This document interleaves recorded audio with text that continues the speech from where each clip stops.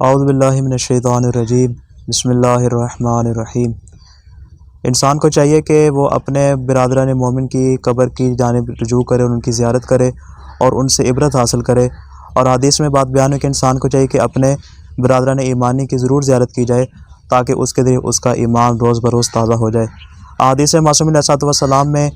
جو ایام بیان ہے کہ جن ایام میں اپنے برادر ایمانی کی زیارت کرنی چاہیے، اس میں جو سب سے بہترین یوم بیان ہے وہ ہے جمعرات کا دن، کہ جمعرات کے دن اپنے برادر ایمانی کی زیارت کرنی چاہیے۔ اور اس میں پھر احادیث میں کچھ اوقات بیان ہے کہ انسان کو چاہیے کہ کس وقت میں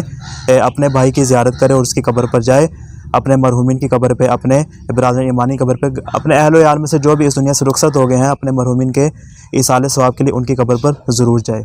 انسان کو چاہیے کہ صبح کے وقت اپنے برادر ایمانی کی قبر کی زیارت کو جائے، اس لیے کہ جب وہ کوئی کلام کرتا ہے، کوئی بات کرتا ہے، تو جو اس کے مردگان ہیں وہ اس کی بات کو سنتے بھی ہیں اور اس کا جواب بھی دیتے ہیں۔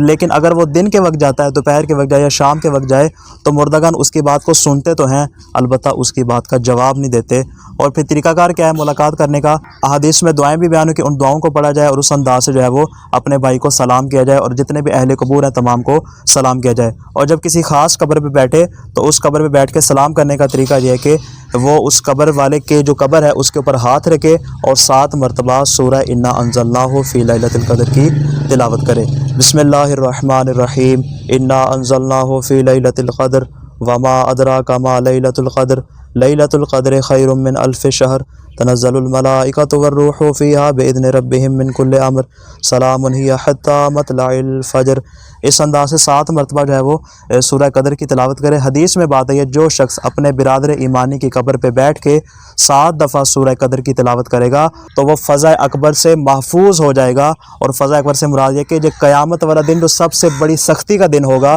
اس دن سے محفوظ ہو جائے گا۔ اور یہ کہا کہ یہ چیز 2 طرفہ فائدہ دیتی ہے، جو قبر والا ہے وہ بھی فضا اکبر کی سختی سے محفوظ ہو جائے گا، اور جو یہ سورہ قدر پڑھنے والا ہے وہ بھی اس فضا اکبر سے محفوظ ہو جائے گا۔ اس انداز سے اپنے بھائی کو سلام کرے اور وہ والی دعا پڑھے جو